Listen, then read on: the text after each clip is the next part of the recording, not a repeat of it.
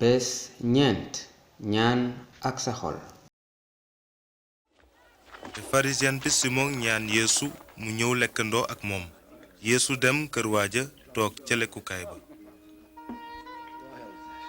moo waay xale yi jàll leen ne du ngeen dégg moo waay xale yi du ñu toog mukk.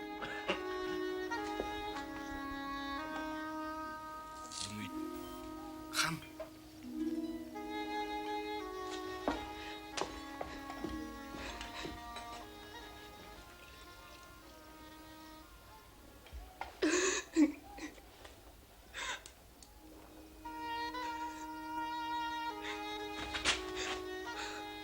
lu muy def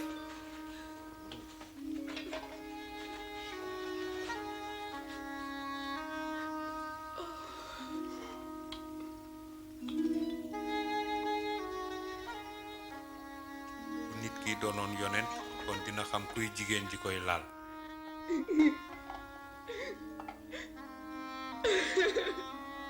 dina xam ne jigéen ji mooy kat la. xam naa kuy jigéen ji Simon te am naa lu ma la war a wax ñaari nit dañoo ameloon bor benn leblekat kenn kaa ngi ko ameloon téeméeri junni ki ci des fukki junni waaye kenn ci ñoom mënu koo fay noonu mu baal leen bor yee ñoom ñaar ñëpp kan ci ñoom ñaar ak ci gën a bëgg. naa ki ñu baal bor bi gën a bari. atte nga dëgg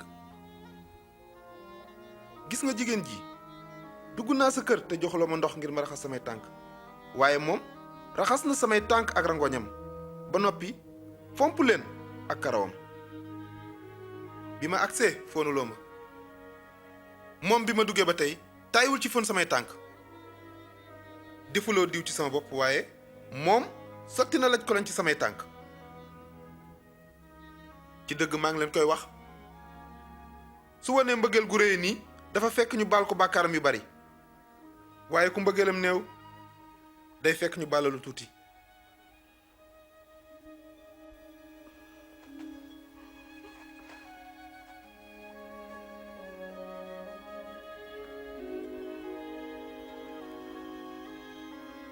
baal nañu la say bàkkaar sa ngëm musal na la demal ci jàmm. ma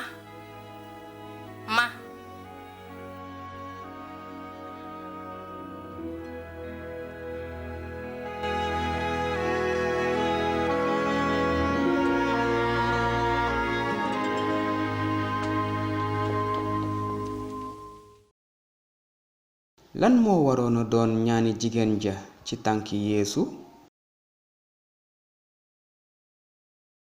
ci naka la mën a mel ni pharisien ya?